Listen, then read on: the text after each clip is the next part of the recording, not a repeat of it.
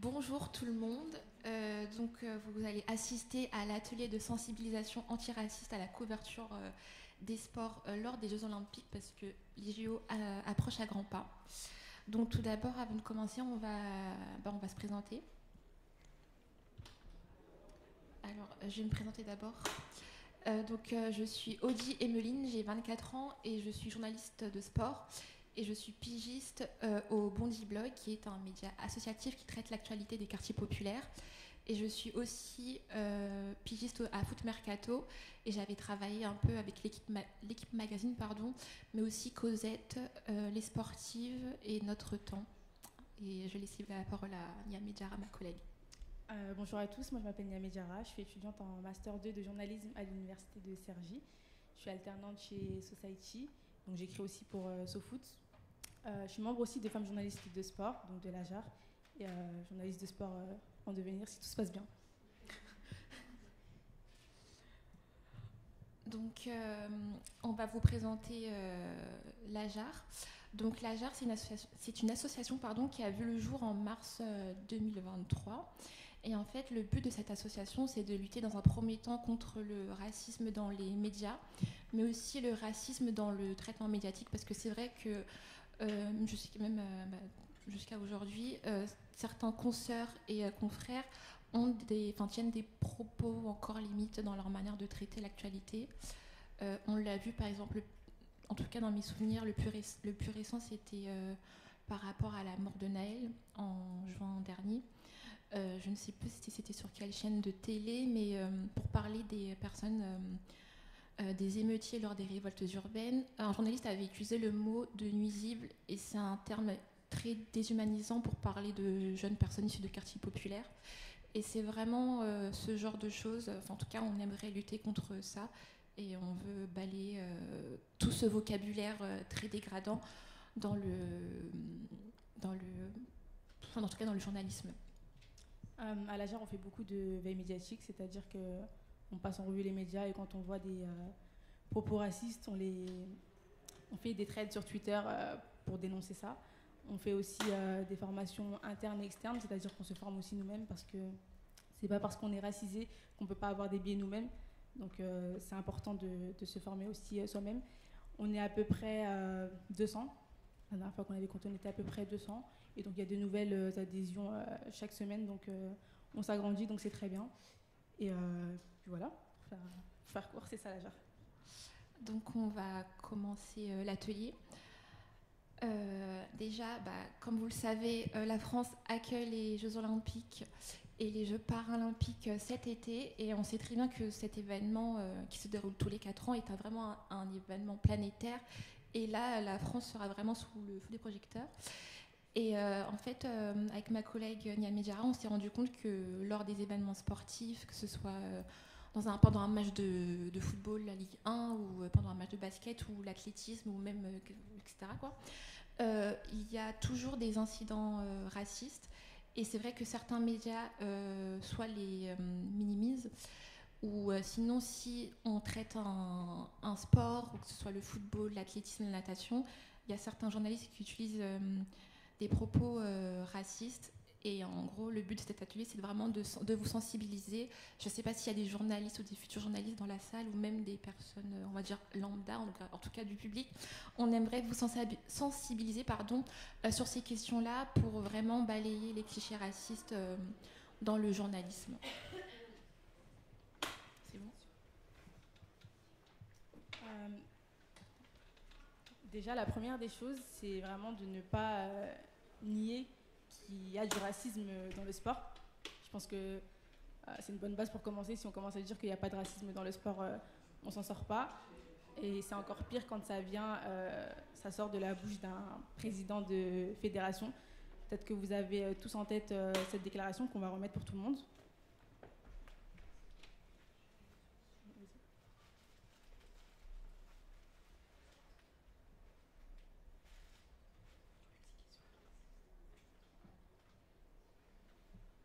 Donc ça, juste pour rappeler le contexte, c'était après une altercation sur le terrain entre Alvaro González et Neymar. Neymar l'avait accusé de racisme.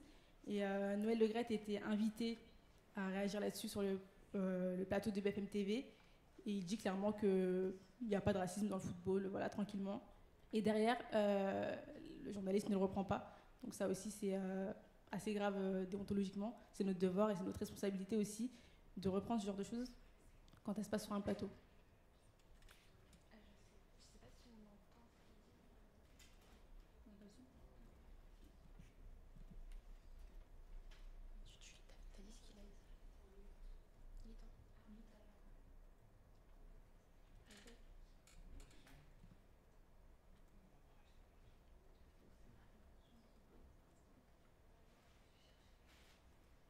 On a un petit problème technique, excusez-nous.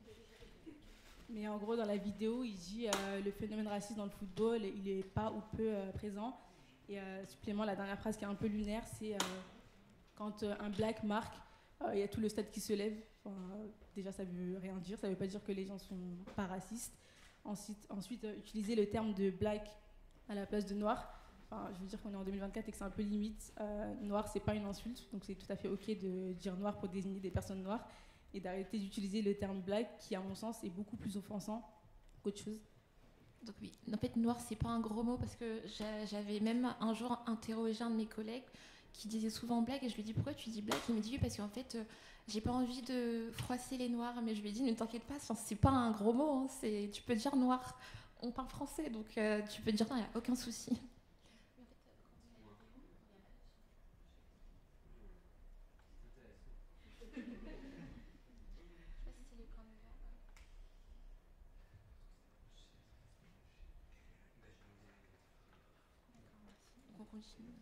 Et donc là, ce genre de choses, c'est pas possible en fait, surtout sur une chaîne comme BFM TV, qui est une chaîne très regardée.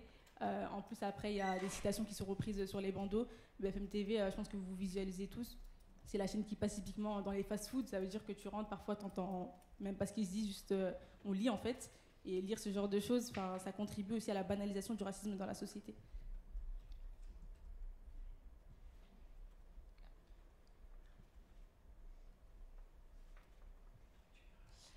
On a aussi un autre exemple, avec le son ça aurait été mieux, mais en fait là c'est un match, vu les images c'est un match qui date, c'est la France qui joue contre le Sénégal, et c'était Thierry Roland, je pense que peut-être que les plus jeunes ne le connaissent pas, mais c'était un journaliste sportif qui est décédé aujourd'hui.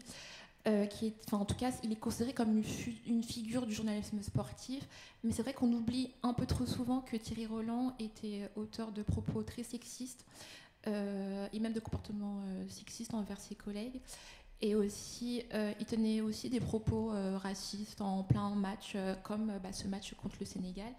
Et là, c'était en l'occurrence Patrick Vieira, donc une légende du football français, qui était en duel avec deux joueurs du Sénégal, et Thierry Roland a dit quand même que en gros Patrick Vieira se battait, en tout cas luttait contre ses frères noirs. Or, si je tiens à rappeler que les Noirs ne font pas partie de la même famille, qu'on ne fait pas partie d'un pays qui s'appellerait l'Afrique, mais l'Afrique c'est un continent qui est composé de 54 pays, pour rappel. Et c'est vrai que d'entendre ce genre de clichés, vraiment, en fait c'est très usant, et c'est pour ça que c'est important de le rappeler et de sensibiliser les gens là-dessus, parce que c'est pas normal d'entendre ça sur une chaîne télé comme TF1, ce genre de commentaires. Voilà, pour être plus précise, il avait dit Patrick Vieira, il se bat contre ses cousins. Pour moi, là, c'est même pas un biais raciste ou quoi, c'est tout simplement de la bêtise en fait, parce qu'il sait très bien qu'ils sont pas cousins, qu'ils sont pas de la même famille, qu'ils se connaissent pas, et c'est juste raciste en fait. Encore Vieira, il se bagarre, Vieira contre ses cousins. Et on met Noël Le Graët, on va vous le remettre, Noël Le Graët. Le racisme en France, sur l'ensemble. Dans les clubs de foot, dans un match. Oui, enfin, alors, sur l'ensemble, il faut prendre l'ensemble. Sur un match, il peut y avoir des écarts, mais on est à moins d'1% aujourd'hui de difficultés. Il y en a eu. Mais vous savez, quand un black, pardonnez-moi, marque un but, tout le stade est debout. Donc, non, très franchement, le phénomène racisme dans le sport et dans le foot en particulier n'existe pas. Voilà. un black, pardonnez-moi, donc c'est-à-dire qu'en fait il sait que c'est pas acceptable et c'est pas correct de dire ça comme ça, mais il l'a quand même dit quoi. Donc, voilà. Ensuite, on voulait aussi parler du fait qu'il y a beaucoup de clichés qui sont repris parfois même de manière inconsciente en fait parce que c'est la société, parce que c'est l'histoire coloniale de la France et que malheureusement il y a une grosse méconnaissance de cette histoire ou en tout cas une malconnaissance. Et donc, quand on va parler des joueurs noirs en l'occurrence, généralement, on va dire qu'ils savent courir, ils ont des qualités physiques et athlétiques exceptionnelles. Et quand ça va être un joueur blanc, ça va être c'est de l'intelligence. Enfin, pourquoi ? Voilà. Il y a aussi, c'est vrai que le racisme envers les personnes asiatiques est trop souvent banalisé dans notre société. Et dans le sport, on considère les athlètes asiatiques, enfin, en tout cas, certains journalistes considèrent les athlètes asiatiques comme passifs, faibles ou de petite taille. Or que non, par exemple, les attaquants de l'équipe de foot de Sud-Corée, de la Corée du Sud, pardon, font en moyenne 1m80. Et 1m80, c'est pas petit. Et il faut balayer ce cliché de joueurs asiatiques petits, silencieux, passifs. Vraiment, voilà, inexistants. On a l'impression qu'ils sont inexistants alors que c'est faux. Je voulais juste rajouter aussi, il y a certains clichés qu'on va retrouver quand on va... Là, je parle vraiment des journalistes, par exemple, pour célébrer un joueur, je ne sais pas moi, une légende qui prendrait sa retraite. Enfin, ça va tout de suite être...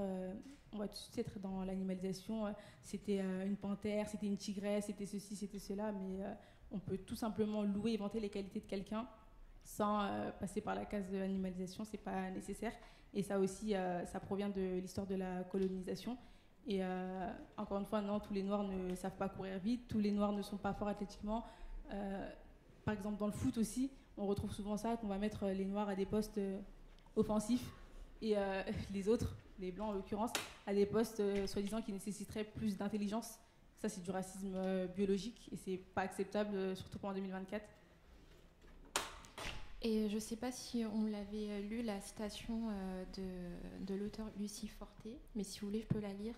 Donc en fait, c'est écrit en 1935, le journaliste sportif Grantland Rice qualifiait le boxeur Joe Louis de Brown Cobra et précisait à son endroit sa vitesse incroyable, c'est la vitesse de la jungle, l'instinctive vitesse de la sauvagerie. Donc c'est, comme tu l'as dit Niamey, c'est toujours ce réflexe-là de l'animalisation, tout de suite la jungle fever, comme on l'appelle aussi parfois, autour de l'athlète noir. Et c'est vrai qu'on l'entend trop souvent dans certains commentaires de journalistes sportifs.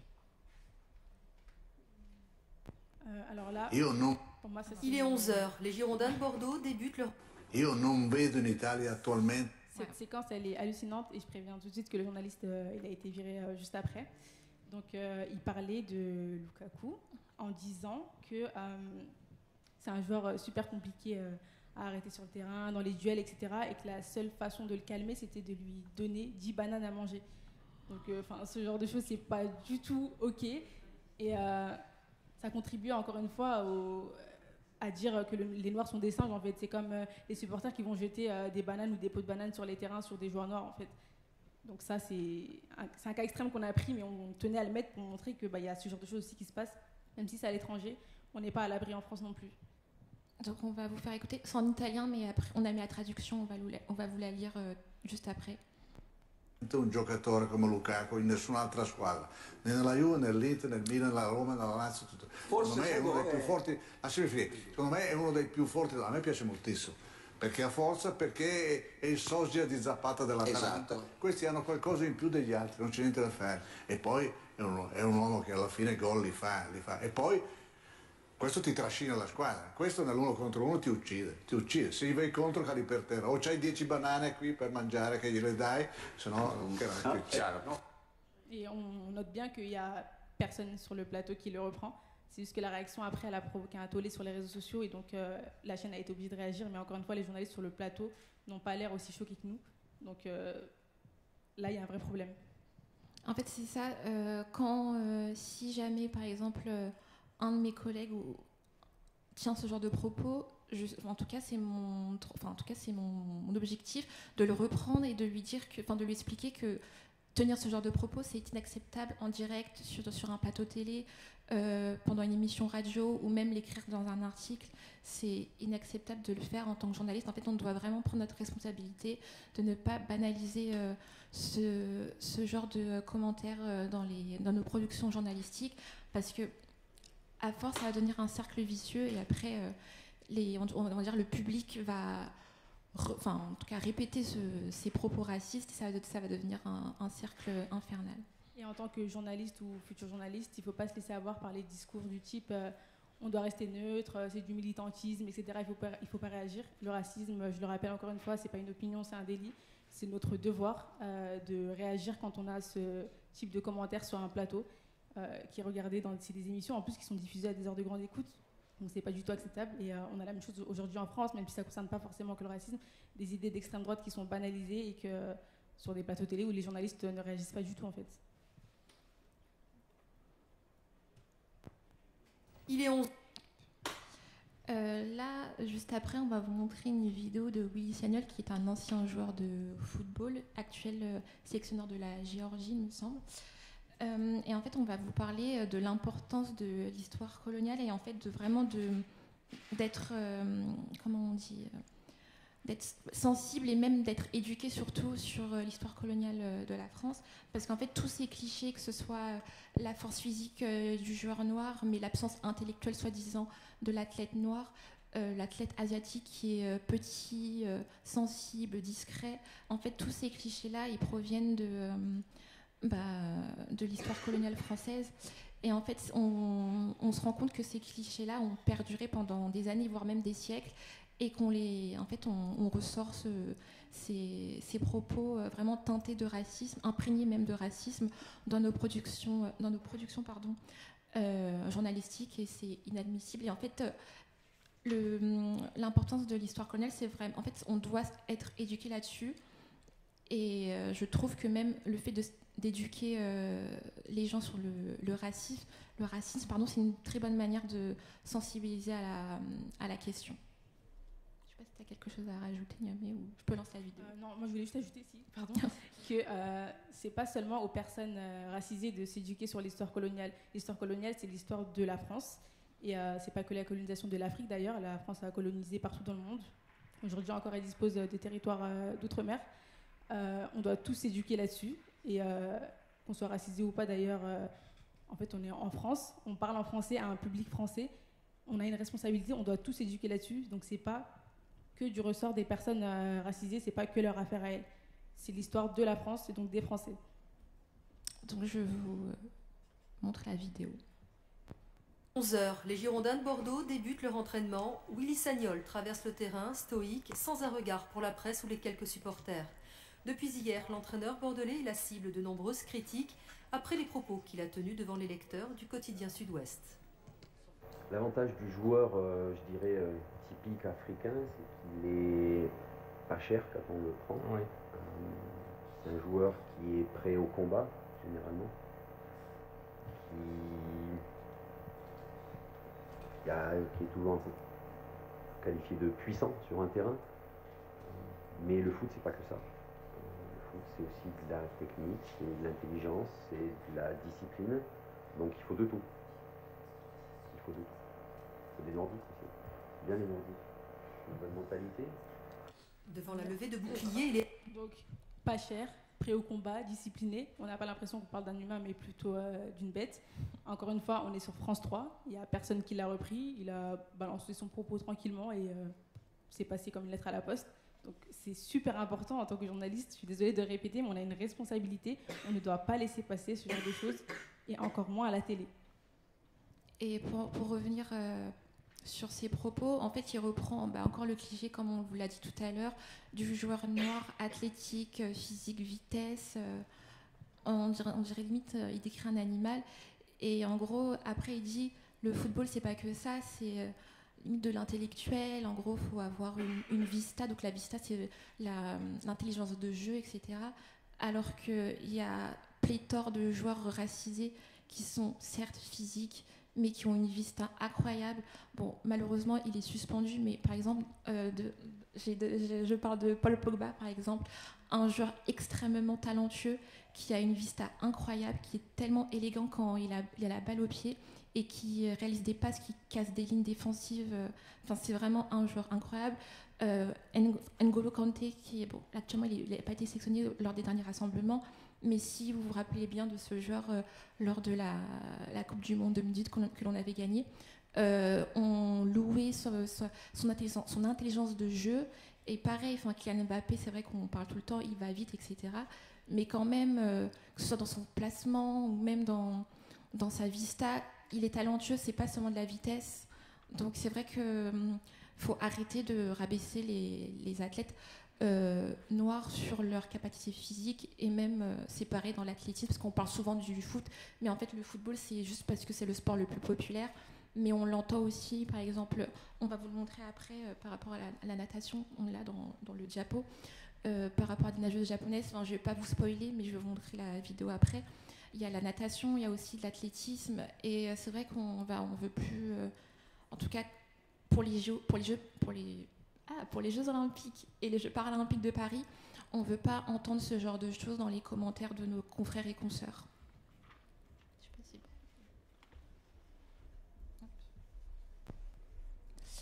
Donc c'est vrai qu'on parlait souvent, enfin en tout cas dans notre diaporama, on a parlé du racisme, mais il y a beaucoup de formes de discrimination qui pullulent dans le journalisme, donc la misogynie, l'homophobie, la transphobie, l'islamophobie et aussi la misogynie noire. Et là, quand je vois je n'ai même pas les mots, carrément, j'en perds mon français. En fait, c'est une caricature de la championne Serena Williams. Et en fait, c'est un média australien qui l'a illustré de cette manière. Et en fait, cette caricature reprend le racisme anti-noir qui perdure dans les médias. Donc on représente l'athlète noir comme un singe avec des traits grossiers, vraiment avec violence, parce qu'on voit la raquette, soi-disant elle fracasse sa raquette et elle saute sur cette raquette-là. Et c'est une caricature qui illustre bien la misogynie noire. Donc la misogynie noire, c'est non seulement en tant que femme noire, on est victime de misogynie, mais on est victime aussi de racisme. Donc en fait, c'est pour ça que ça s'appelle misogynie noire. Donc en fait, on est victime d'une double discrimination en tant que femme noire. Pour revenir juste sur le contexte de cette caricature, donc Serena Williams affrontait Naomi Osaka. L'arbitre l'avait accusée d'avoir triché, et donc elle a eu une explication un peu houleuse avec l'arbitre, où elle disait qu'elle ne trouvait pas ça acceptable qu'il l'accuse de triche parce qu'elle voulait être un exemple pour sa fille, etc. Donc voilà, le ton est un peu monté, et en fait elle a juste balancé sa raquette et elle était énervée, elle parlait un peu dans sa barbe, mais c'est pas du tout cette caricature où on la voit sauter sur sa raquette, la raquette cassée, etc., dessinée avec des gros traits infantilisés, parce que là on dirait un enfant qui fait un caca nerveux, et pas du tout, c'était vraiment pas du tout ça. Revenir aussi juste sur la misogynie noire, c'est aussi les médias qui confondent, ça peut être des artistes mais aussi deux sportives noires, parce que soi-disant elles se ressembleraient, alors que franchement, les 99% du temps, il n'y a vraiment rien à voir entre deux personnes. Le seul point commun va être que ces personnes sont noires. Et ça aussi, il faut faire très attention. Je parle aux journalistes, mais aussi aux secrétaires de rédaction après qui passent en fait, derrière et vérifient. Et c'est aussi de votre responsabilité de vérifier tout ça pour ne pas faire ce genre d'erreur, parce que c'est pas du tout... c'est inadmissible. Et aussi, comme autre exemple de misogynie noire, il y a souvent la comparaison... en gros, une femme noire ressemblerait à un homme. Serena Williams, pendant toute sa carrière, elle a été critiquée sur son physique comme étant trop musclée. Enfin, quand on est sportif, c'est normal qu'on soit musclé, donc je vois pas où est le problème. Mais on l'a comparée souvent à un homme, et c'est pas seulement rattaché au sport. Il y a aussi dans la musique, Beyoncé a été comparée à un homme lors de sa performance au Super Bowl. Aussi notre chanteuse française Aya Nakamura, qui a souvent été comparée à un homme, et ce genre de comparaison en fait sont inadmissibles, et c'est pas normal de voir cette misogynie noire qui est banalisée dans le journalisme. Les 3 vidéos suivantes qui arrivent, ce sont des illustrations du racisme anti-asiatique, qui est, je pense, un des plus banaliser en fait tout simplement, et vous allez voir que en fait, c'est des séquences assez choquantes malheureusement.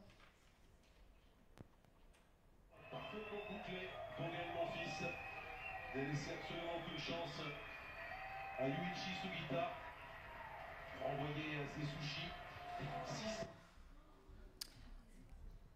Le rapport, c'est qu'il se pose la question. Les sushis, voilà, c'est juste ça, et c'est sur Eurosport, voilà, donc c'est une chaîne de sport très regardée. Et qui va diffuser les Jeux Olympiques, donc on va être très attentifs dans la manière dont ils vont couvrir les Jeux Olympiques. On a une autre vidéo aussi, là c'était sur France 2, concernant des nageuses japonaises de natation synchronisée. Elles sont contentes. Jouer quelque chose. Allez. Il faut plus de 14 500 si elle veut se hisser dans cette finale à la poutre. C'est beau à voir cette équipe. On dirait un petit manga un peu là, il y a tous les petits personnages qui sont contents. On revoit ce salto arrière tendu. Déterminé.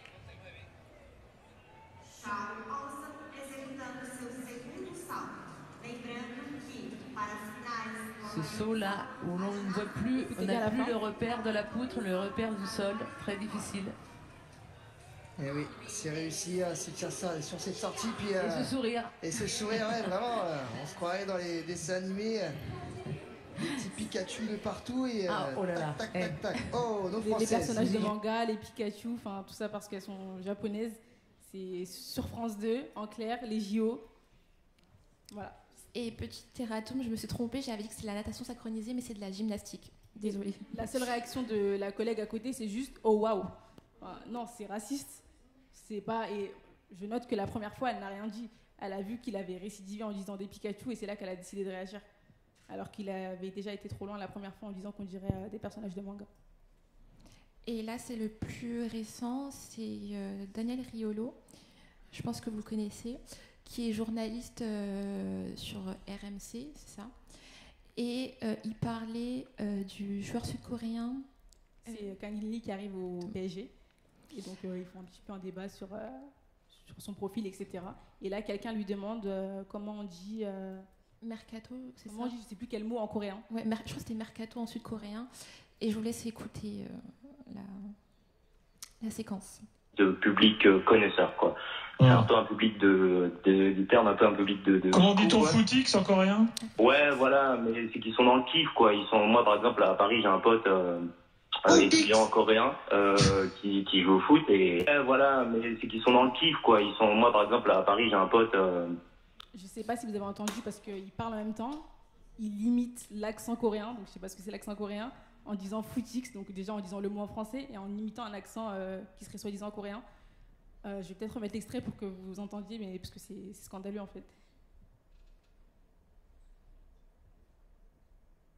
De public connaisseur, quoi. C'est un peu un public du terme, un peu un public de Comment dit-on footix en coréen?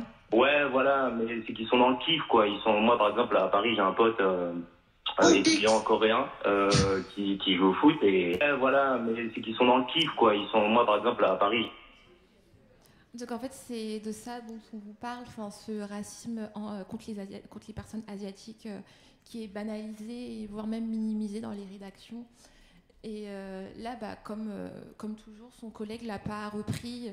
Il a carrément rigolé au lieu de le reprendre et de lui dire c'est Daniel qui a dit footix. En gros, de dire Daniel, là par contre, t'as déconné, on peut pas dire ça sur la radio, c'est raciste, etc. Mais non, il a rigolé. À la limite, on a l'impression qu'il est complice de ce comportement raciste. Et le fait qu'il ait fait ça, qu'il n'ait pas été repris et que l'after c'est très écouté et après il y a plein d'extraits qui sont repris sur les réseaux sociaux. Ça a été mis sur Twitter, il y a énormément de personnes qui ont rigolé de cet extrait, mais en fait il n'y a rien du tout de drôle. Mais je pense que déjà si Gilbert Brisebois avait fait l'effort de lui rappeler que c'était pas normal, on n'aurait pas eu ce type de réaction.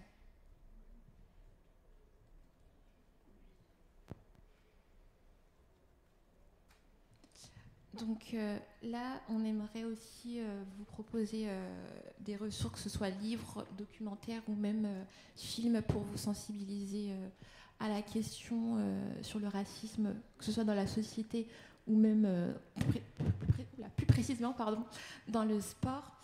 Déjà, tout d'abord, on tient à rappeler que les biais racistes ne concernent pas que les personnes blanches, mais c'est vrai que c'est important de préciser que ça aussi, qu'il peut y en avoir entre personnes racisées, en tout cas entre noirs et entre maghrébins, pardon, et des maghrébins envers des personnes asiatiques et vice versa. Et aussi, si tu veux parler du biais raciste qui impacte les spectateurs. La situation des rédactions, des médias de manière générale, le fait qu'il n'y ait pas beaucoup de personnes racisées, en fait, ça produit aussi ce genre de choses, en fait, parce que si on avait plus de personnes noires, plus de personnes arabes, plus de personnes asiatiques, etc., on aurait moins ce genre de comportement parce qu'on a des personnes concernées qui seraient là déjà pour rappeler à l'ordre sur ce qui ne va pas. Et je pense que les personnes qui font ce genre de commentaires aussi oseraient moins. Et surtout, on aurait plus de personnes qui commenteraient les JO, le football, etc. Et la manière de traiter serait certainement différente. Donc c'est pour ça que c'est important aussi d'être représenté dans les médias. Et c'est pour ça qu'à l'AJAR, on lutte aussi pour ça. Et que, en fait, la création de l'association, elle est partie d'un constat, c'est qu'il y a des journalistes racisés. Bon, déjà, on n'est pas beaucoup, mais ils sont très isolés, en fait. Ça va être un journaliste racisé dans cette rédac, un autre dans celui-ci, un autre dans celui-là.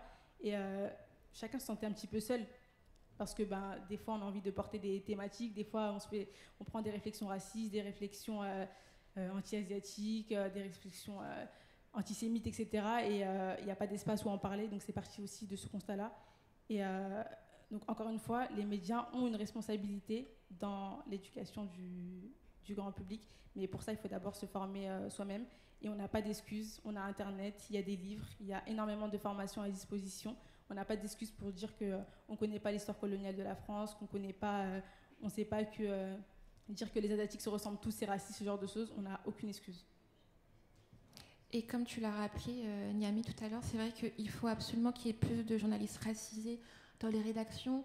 Ça permet aussi de multiplier et de maximiser les différents points de vue que l'on peut poser sur la société française. Parce que si on a seulement un journaliste racisé par rédaction, en fait, le point de vue est toujours le même et ça se ressent dans la manière dont on traite certains sujets à la télé.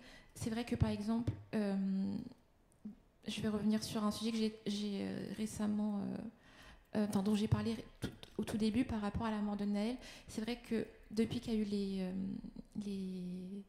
les révoltes urbaines en 2005 à Clichy-sous-Bois, 19 ans plus tard, le traitement médiatique est toujours le même. Rien n'a changé. On a toujours cet aspect négatif. Vous parlez des personnes issues du quartier populaire. On a toujours ces tics de langage. Comment on peut parler de jeunes en disant que c'est des nuisibles ? On parle par exemple, quand on parle de l'immigration, on parle d'invasion. Enfin, c'est des êtres humains et on a l'impression qu'en fait, les personnes racisées sont des insectes. Alors que c'est pour ça que nous, à l'AJAR, on se bat pour qu'il n'y ait plus ce genre de termes dans nos productions journalistiques. Et je voulais juste ajouter que c'est important aussi de dire les termes. Parfois, il y a des cris de singe, on jette des pots de banane et on va dire il y a eu un incident dans le stade. Il n'y a pas eu un incident, il y a eu un incident raciste. C'est important de le dire, de poser des termes dessus.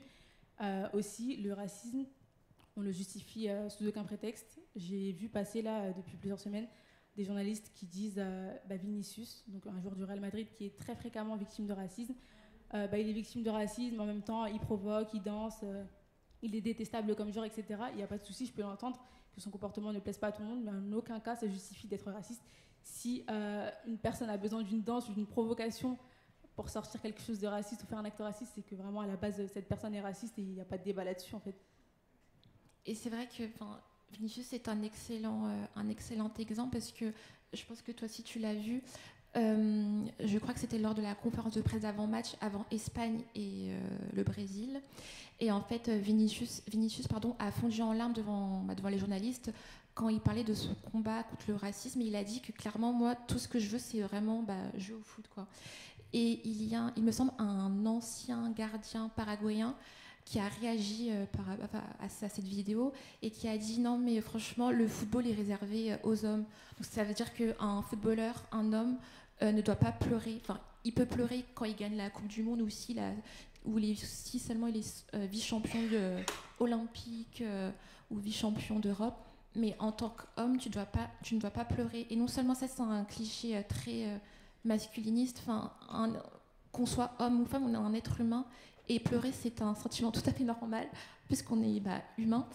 Et c'est aussi un cliché homophobe de dire que oui, mais toi, t'es pas un vrai homme, tu pleures, donc t'as pas à être... en gros, t'as pas ta place sur un terrain de foot. Alors que si pleurer, c'est pas réservé qu'aux femmes, c'est, comme je l'ai dit, un sentiment tout à fait humain. Et ça aussi, ce genre de cliché homophobe, on n'en peut plus. Et d'ailleurs, ça me fait penser à un autre exemple. On l'avait pas mis dans le diapo, mais ça me fait penser à un autre exemple. Je crois que c'est un journaliste qui discutait avec un joueur de rugby. Désolée, je n'ai plus son prénom en tête. Mais en tout cas, c'était... si jamais vous tapez rugbyman coming out, en tout cas, c'était le premier joueur de rugby à faire son coming out. Et le journaliste lui a demandé... oui, est-ce que c'est pas difficile pour vous dans votre discipline, comme le rugby c'est un sport de contact, c'est pas difficile pour vous de contrôler vos pulsions? Comment on peut poser ce genre de questions à un sportif juste parce que il aime les hommes? Enfin, ça n'a aucun sens. En tout cas, c'est une question homophobe. Et ça m'étonne qu'un journaliste puisse poser ce genre de questions. Donc, on va passer aux ressources. Alors, à propos du racisme dans le football, il y a un excellent documentaire d'Olivier Dacour, qui est un ancien footballeur, qui s'appelle « Je ne suis pas un singe ». Et ça montre bien qu'en fait, c'est un problème vraiment qui gangrène le football, et que le documentaire, il date d'il y a quelques années déjà, et on n'a pas beaucoup avancé, malheureusement. Ouais. On vous a mis aussi un article qui est publié dans le mensuel CQFD. C'est Rémi Kenzo Pages, un des porte-parole de l'AJAR, qui est interviewé dedans et qui parle justement du fait que, comme je vous disais tout à l'heure, il y a des journalistes qui entendent des propos racistes, qui ne vont pas réagir parce que pour eux, il n'y a rien de raciste. Et en fait, si ça l'est, donc de l'importance encore une fois de se former. Il y a aussi l'article de l'excellente journaliste Sacha Beckerman. Donc c'est l'article « Un coach m'a dit vous les noirs vous flottez moins bien. Les sportifs ultramarins encore victimes de clichés racistes ». Et c'est un article qui date de février 2024, donc c'est pour vous dire à quel point c'est toujours d'actualité, c'est toujours aussi récent. Et c'est vrai que les sportifs français qui viennent de Guadeloupe ou de Guyane française ou de Martinique sont souvent victimes de ce genre de clichés racistes. Et aussi, on a un autre, je crois que c'est un article, non ? Oui, un article qui se nomme « Origine et survivance des stéréotypes raciaux, la construction d'une masculinité africaine ». Et donc cet article, je crois que c'est un média suisse qui reprend en fait les clichés dont je vous ai parlé sur le corps noir, la musculature, la vitesse, vraiment on va dire limite ce fétichisme autour du corps noir, que ce soit masculin ou féminin. Il y a aussi le livre de Asia Hamdi qui est présente d'ailleurs aux Assises, qui se nomme « Joue-la comme Mégane ». Et il y a tout d'abord, je vous invite à lire ce livre, il est très intéressant. En fait, elle aborde plusieurs thématiques du sport féminin, que ce soit des sportifs qui pratiquent des disciplines qui sont pas, on va dire, plutôt très masculines, que ce soit l'aviron, la voile, etc. Mais il y a aussi d'autres thématiques, que ce soit la maternité, la question des règles. Mais là, je vous ai mis le chapitre où elle parle de Serena Williams, parce que pendant toute sa carrière, elle a été victime de critiques sur son physique, or qu'elle veut juste jouer au tennis. Et en plus, c'est, au lieu de parler de critiquer son corps, parler de son palmarès qui est plus long que moi, alors que je suis très grande, donc elle a vraiment un palmarès kilométrique. Et à la fin, on a mis le film de Jordan Peele, Get Out, je ne sais pas si vous l'avez déjà vu. Et il aborde vraiment bien le racisme biologique. Personnellement, quand j'ai regardé le film, franchement, j'ai eu froid dans le dos. Parce que ça fait vraiment peur de se dire que non seulement dans l'histoire et même aujourd'hui, des gens ont une vision assez fétichiste sur le corps noir. Ils nous voient comme un objet en mode... excuse-moi, par exemple... Oui, ben, le corps noir, c'est le sport, la musculature, la puissance. Donc si on allie la puissance et l'intelligence des personnes blanches, ben, on crée l'être humain. Waouh. Alors que nous, les noirs, on a un cerveau, la preuve, il y a plusieurs noirs parmi nous, dans la salle qui sont très intelligentes comme nous, ou même des personnes asiatiques, je sais pas, je ne comprends pas pourquoi l'intelligence est toujours liée aux personnes blanches, or que non, peu importe votre couleur de peau, vous êtes intelligent, n'ayez pas peur. Et juste pour finir, tu peux mettre la statue. Juste pour finir, on espère que vous en avez appris un peu plus sur la JAR. On a beaucoup parlé de racisme anti-asiatique et de racisme anti-noir, mais à la JAR, on lutte contre toutes les formes de discrimination. Donc, je ne vais pas toutes les citer, vous les avez au tableau, mais l'antisémitisme, l'islamophobie, l'antiziganisme, la discrimination envers les personnes LGBTQIA, les violences policières, etc. Toutes ces questions-là, nous, on les traite et on est sensible à ça. Vous pouvez nous faire des dons sur la page Hello Asso, nous suivre sur les réseaux sociaux. On est présent sur Instagram et sur Twitter. Et il nous reste 15 minutes. Si vous avez des questions, on est à votre disposition. Et, pardon, oui. Et si jamais vous pouvez aussi faire un don aujourd'hui, parce que nous, on a un terminal pour faire des dons directement à l'asso. Donc n'hésitez pas à venir nous voir si jamais vous voulez faire un petit don à l'association. Voilà.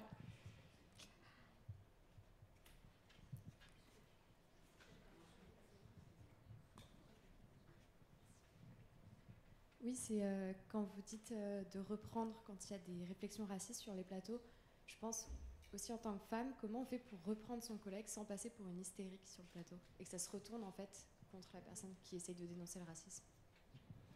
Bonne question. C'est vrai qu'il y a aussi ce cliché sexiste dès qu'on remet à sa place notre confrère en tant que journaliste de sport ou même de journaliste tout court en tant que femme, quoi. On a ce caractère de oui, ah non mais elle est hystérique, etc. Mais en fait, je pense qu'il faut dépasser cette crainte et que c'est important en fait de reprendre son collègue parce que c'est important tout simplement de lutter contre tous ces clichés racistes et tous ces comportements racistes. Donc, personnellement, je pense qu'on devrait vraiment dépasser cette crainte de se faire taxer d'hystérique et même, on devrait même s'en ficher, quoi. Franchement, si je suis, vous pouvez me dire que je suis hystérique, mais moi, je ne veux pas avoir de travail avec des collègues racistes à mes côtés. Je sais pas si tu veux ajouter un truc.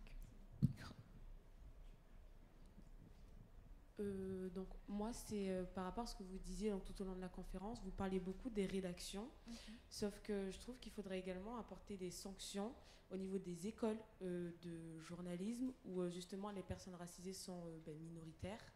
Je parle en connaissance de cause pour le coup. Et je trouve qu'il y a certains propos qui commencent dans les écoles et qui forcément se développent et après prennent de l'ampleur dans les rédactions. Et je pense que c'est pour ça que parce que pas mal de journalistes en plus sortent d'école. Et on va pas se mentir, une personne qui a ces propos-là maintenant, dans les rédactions, les a eu depuis bien avant. Donc je pense qu'il y a des répercussions et des actions que vous pourriez mener peut-être au niveau des écoles. Et par rapport à ça, donc j'avais une question. Excusez-moi, c'était peut-être trop long, mais à quel point la JAR est reliée justement aux écoles. Quel rôle vous pouvez avoir au sein des écoles de journalisme notamment? Tu veux répondre? T'as plus le micro. Alors, je vais déjà répondre à ta question. À la JAR, on fait des formations dans les universités, dans les collèges, dans les lycées. Donc, ça commence très tôt. Et c'est vrai que tu as raison, on n'en a pas beaucoup parlé, mais ça commence très souvent dans les écoles. J'ai en tête une affaire qui s'était passée dans une école de journalisme, une des 14 écoles, qui impliquait 2 journalistes qui sont aujourd'hui très connus, très renommés. Voilà, ils ne sont pas plus embêtés par ça. Par le harcèlement raciste et sexiste qu'ils ont fait subir à leurs collègues. Et c'est des personnes souvent qui vont avoir plus tard des postes à responsabilité, qui vont être vos futurs rédacteurs, vos futurs directeurs de publication, etc. Et c'est vrai qu'il faut prendre le problème à la racine. Donc, dans les écoles, heureusement que tous les journalistes ne sortent pas d'école d'ailleurs, mais c'est vrai que dans les écoles, on a beaucoup ces problèmes-là. Et parfois de la part même de professeurs, en fait. Non, t'as tout dit. Oui. On essaie, moi je suis au comité qui travaille avec les écoles, par rapport aux écoles. On essaye de joindre les écoles pour leur proposer aussi des formations, donc les écoles reconnues notamment. On est en contact avec eux, c'est pas simple, mais on essaye. Il y a des écoles qui ont accepté, voilà, donc c'est en cours. Et aussi, on invite toute personne qui sont dans ces écoles de nous contacter, de rejoindre l'association, ou même si vous faites face à du racisme ou autre, on peut être un endroit où vous pouvez témoigner et on peut vous aider, voilà. J'allais dire la même chose. Vous pouvez aussi aller demander à la direction que vous voulez une intervention de la JAR et réclamer. Vous pouvez faire intervenir des personnalités si vous le souhaitez. Vous pouvez aussi faire intervenir des associations que vous estimez légitimes. Après, vous voyez ce qu'ils vous répondent. Mais déjà, la réponse qu'ils vont vous apporter est aussi intéressante. Est-ce qu'ils disent non, nous, on n'a pas besoin de ça, ou est-ce qu'ils estiment que oui, et ils apportent une autre réponse? Mais c'est pas mal d'aller vous-même demander.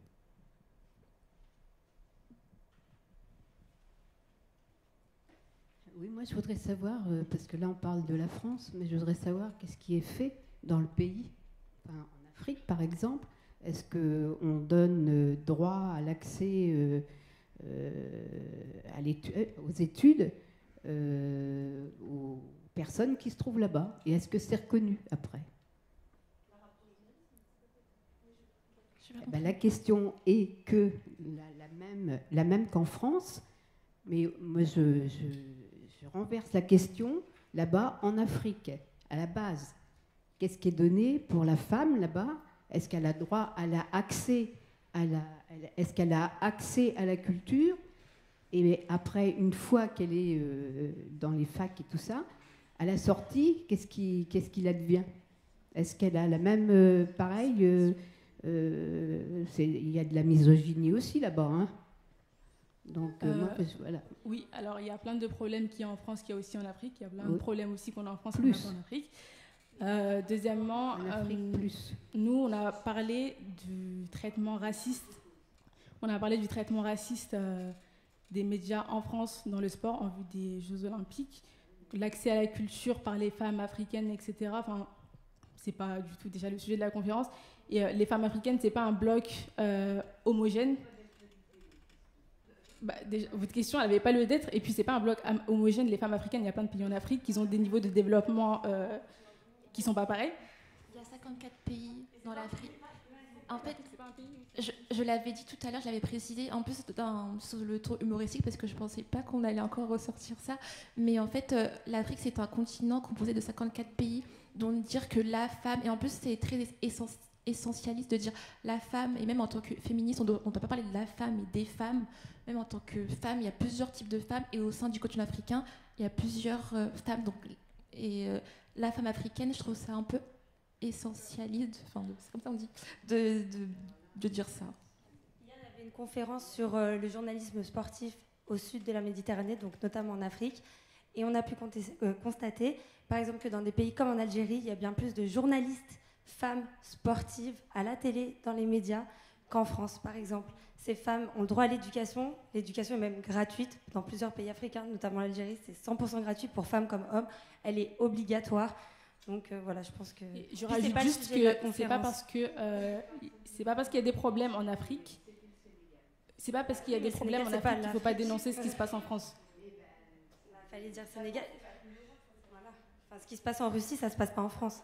Nous, on est en France, on s'occupe de ce qu'il y a là, on n'est pas sur le terrain en Afrique, donc on va pas commencer à traiter ce qui se passe dans tous les pays, quoi. Prochaine question, je pense. C'est pas réellement pour poser une question, mais c'est pour peut-être répondre. Je suis journaliste, étudiante ici et formée au Cameroun. J'ai une licence qui m'a été attribuée au Cameroun. Licence en journalisme. Donc...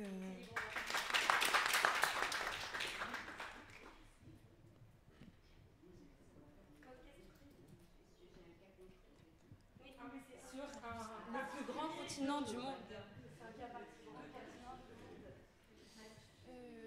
Sur votre diaporama, il y a écrit blanchité. Je ne sais pas trop à quoi ça correspond, si on peut m'expliquer le terme.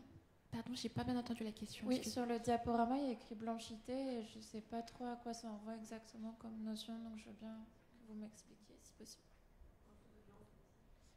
Blanchité, ça va être tout ce qui touche en opposition à tout ce qui est personne non blanche. Donc, le fait de savoir qu'on est blanc, qu'on a des privilèges en tant que blanc, qu'on vit dans une société qui est favorable et avantageuse pour les blancs et qui est oppressante pour les autres, qu'on est dans une position de dominant et qu'il y a des dominés qui sont ces minorités. Donc, c'est toutes ces questions-là.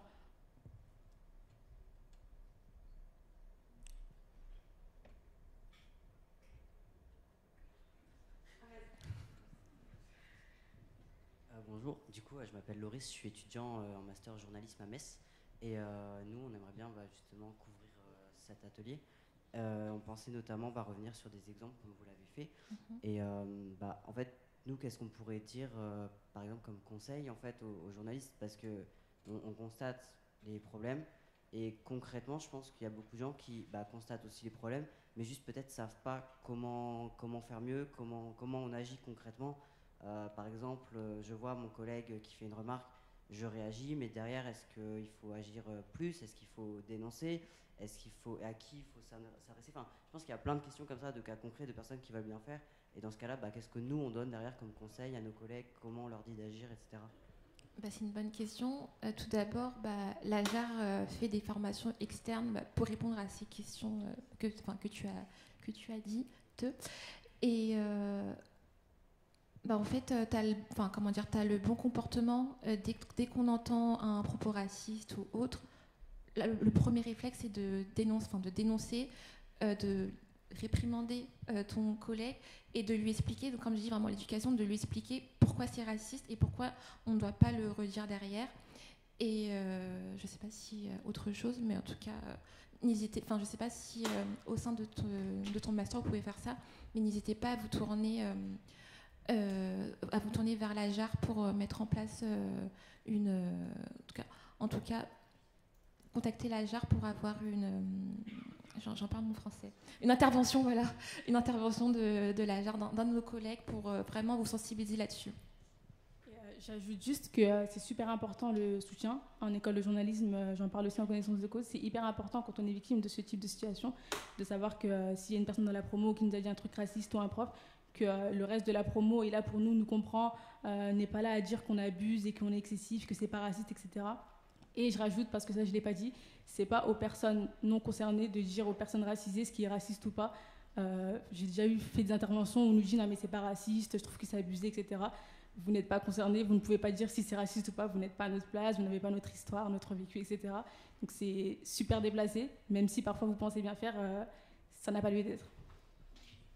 Comme tu l'as dit, Niamey, je vais juste te rajouter un truc. C'est une manière de minimiser l'acte raciste en lui-même, et le fait de remettre en question la parole de la victime, ça l'aide pas, et même de dire oh mais c'est pas raciste que un tel t'a dit, mais comme tu as dit, qu'est-ce que t'en sais? Et même c'est pas une manière de protéger la personne qui est victime de racisme. Faut dans un premier temps l'écouter, recevoir son témoignage et la soutenir. C'est ça le comportement qu'on doit avoir, et pas dire ah non ça c'est pas raciste, ah non mais tu abuses. Et même parfois on l'entend pour en revenir à notre thématique, certains journalistes qui se disent ah non mais vous savez le racisme en Italie ça fait partie du folklore du football. Non, le racisme c'est pas du folklore, c'est un acte répréhensible par la loi. Donc en fait faut vraiment balayer ce genre de propos dans notre discours, quoi. Du coup, c'est moi. C'est Stéphane, du coup je suis en études au Centre Nantais de journalisme et j'avais une question par rapport, en fait j'aurais voulu savoir ce que vous pensez du manque de diversité justement dans les médias, notamment dans le secteur de l'audiovisuel où le dernier baromètre de la diversité a fait état de 15% des personnes perçues comme non blanches qui ont été représentées à la télévision. J'aurais voulu avoir un petit peu votre point de vue par rapport à ça, ce que vous en pensez. Moi, je trouve ça très grave, parce que déjà, si on parle que de la télé c'est le moyen par excellence de se faire des représentations, d'avoir des modèles, etc. Il peut y avoir 1000 et un journalistes en presse écrite, on ne les voit pas, donc les gens ils vont s'identifier à travers la télé, donc c'est hyper important. c'est important aussi pour bien traiter certaines questions. J'ajoute aussi que parfois, on a de la diversité dans certaines rédactions, mais qu'on aime bien cantonner certains journalistes à certains rôles. La personne issue des quartiers populaires qu'on va envoyer directement couvrir quand il y aura une révolte.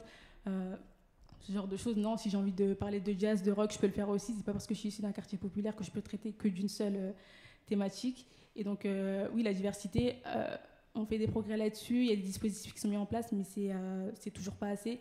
Et quand il y en a aussi, c'est souvent le même profil. Ça veut dire que ça peut être des personnes racisées, mais des personnes qui vont venir d'un certain milieu, de certaines écoles, et du coup, on revient au point de départ. Et comme tu l'as dit, Niamey, on parle aussi de diversité de couleur de peau, mais aussi, par exemple, dans le journalisme sportif, la diversité homme-femme, il n'y en a pas beaucoup, il y a plus d'hommes que de femmes.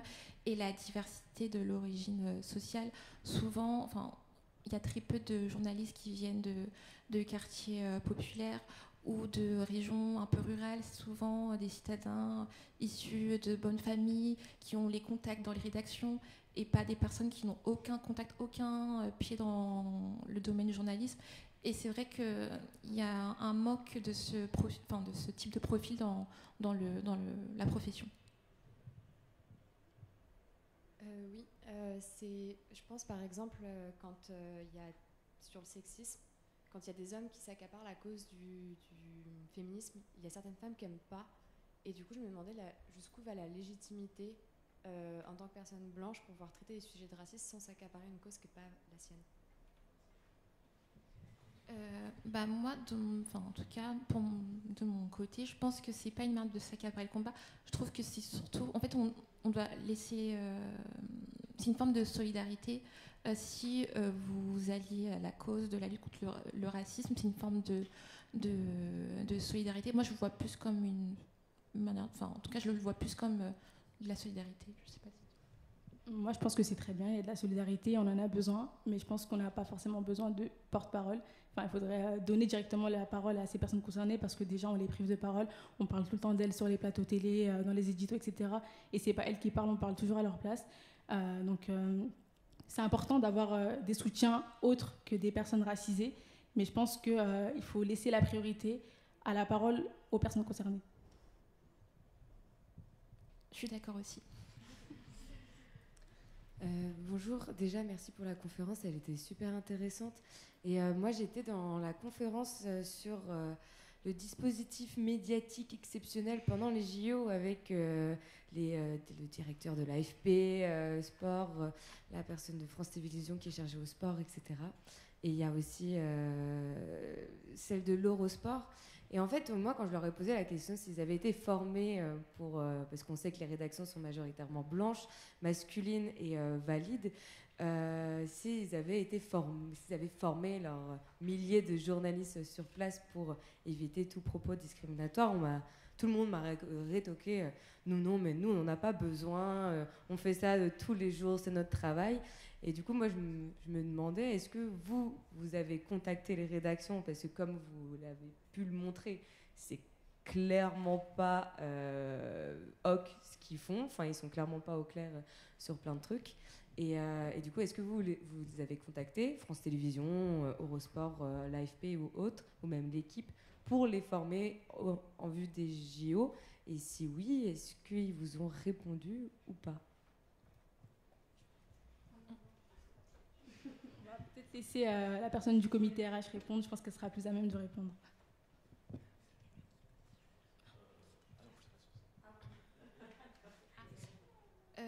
Alors, je sais pas si on a contacté les médias, mais je pense que ma collègue va vous parler du guide qui est destiné aux journalistes. Oui, en fait, c'est en cours. C'est-à-dire qu'on a volonté de justement s'adresser, en tout cas au RH, parce que c'est la base, c'est-à-dire que c'est le recrutement, c'est par là que ça passe. Et donc, maintenant, on est ouvert, en fait.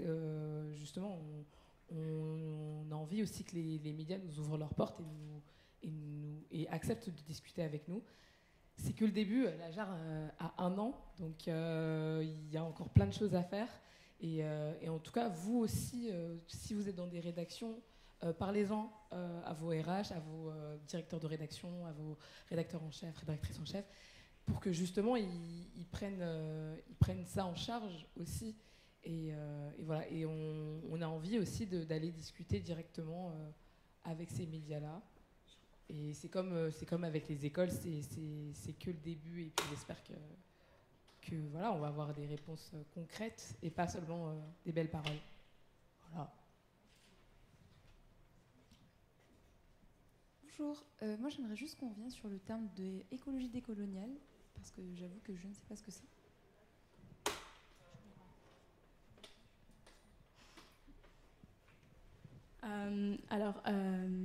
Je me forme encore actuellement sur la question, donc je vais te répondre de manière très globale.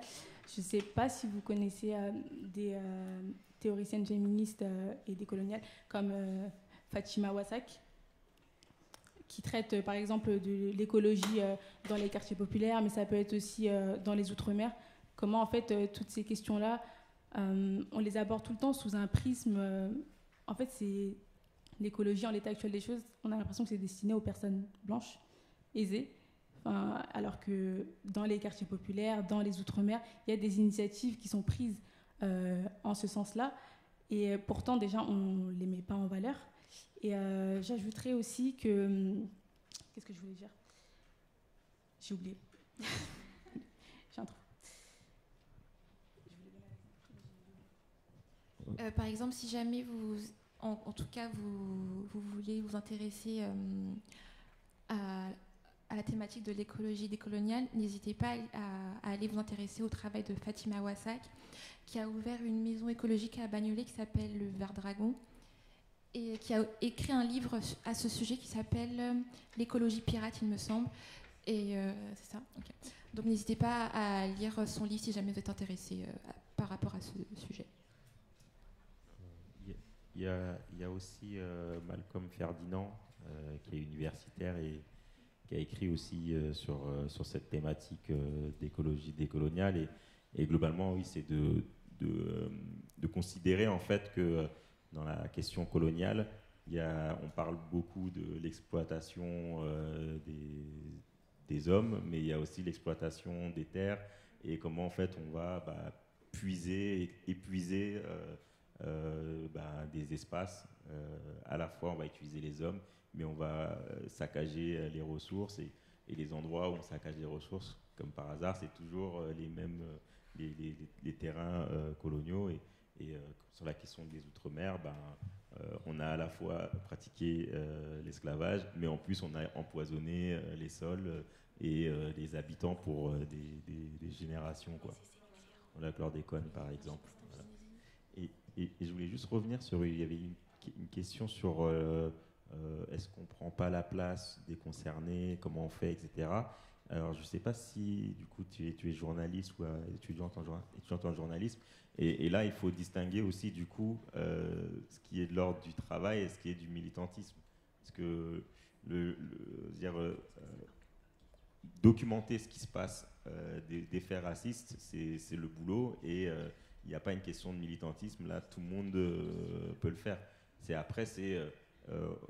Vouloir incarner ou être porte-parole d'une cause, mais là du coup on n'est plus dans le journalisme, ça c'est autre chose. C'est juste ce point-là que je voulais préciser. Et aussi pour en revenir à l'écologie décoloniale, il y a aussi l'initiative de Banlieue Climat, donc toutes les initiatives liées à l'environnement, à l'écologie, mais dans les quartiers populaires. Et puis voilà. Et il y a aussi un exemple pour parler de l'écologie décoloniale. On a parlé du chlordécone dans les carrés, dans les Outre-mer, mais il y avait aussi les essais nucléaires en Polynésie française, et qui a engendré, je crois, il me semble, de nombreux cancers au sein de la population polynésienne.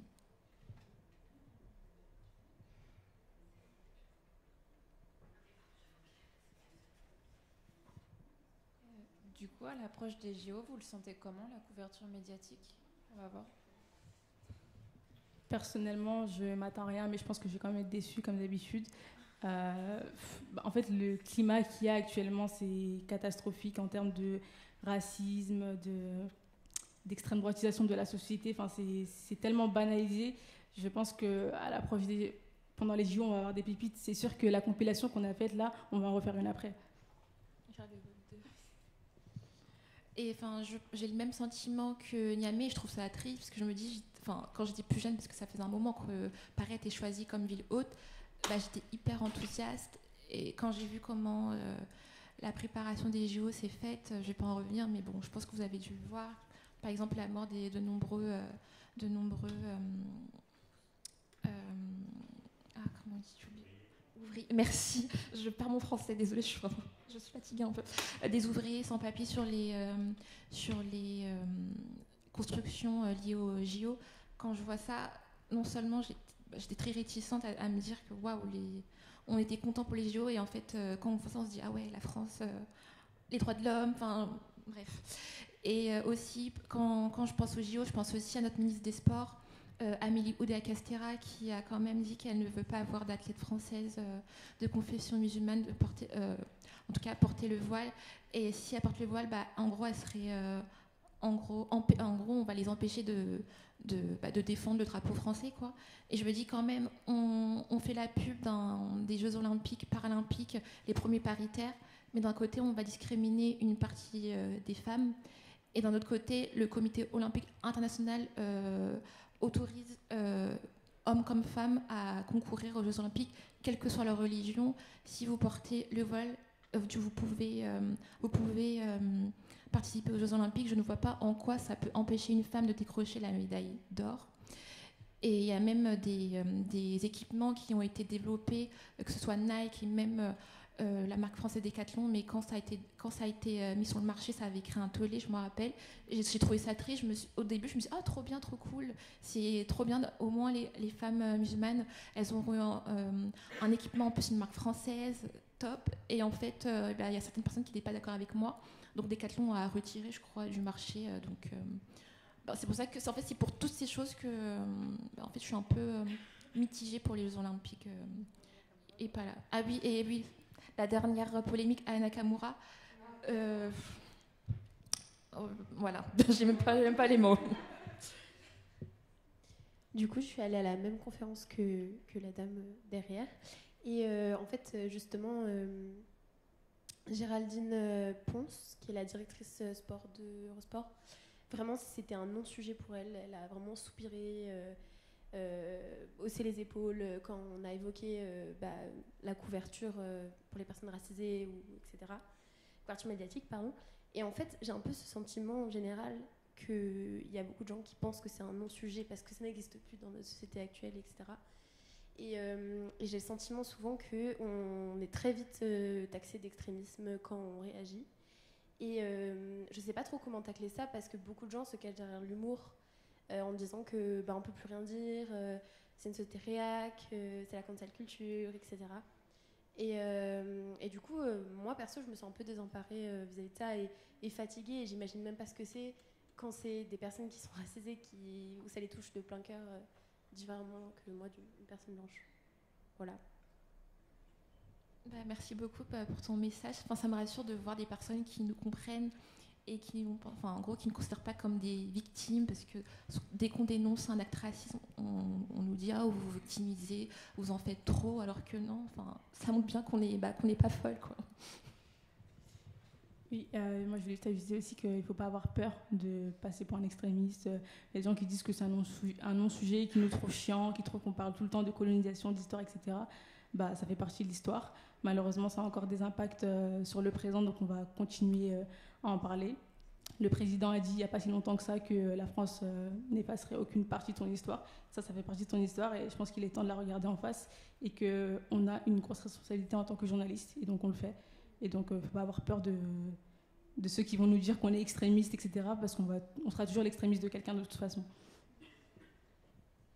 Ouais, juste ici au fond. Je suis arrivé en retard malheureusement, donc peut-être que vous avez donné l'info, mais comment on rejoint justement l'association ? Juste ça. Rejoindre l'association ? Je peux te tutoyer, pardon, parce que j'allais te tutoyer, pardon. Tu peux te rendre sur le site de la JAR et il y a un onglet Rejoignez-nous. Et tu peux aussi contacter la JAR, te présenter et dire que tu aimerais rejoindre l'association. On est très réactifs sur Twitter, Instagram, LinkedIn, Facebook. Et si jamais tu veux suivre aussi, et même dans la salle, si vous voulez suivre l'actualité de la JAR, n'hésitez pas à nous suivre sur nos réseaux sociaux et à vous abonner à la newsletter.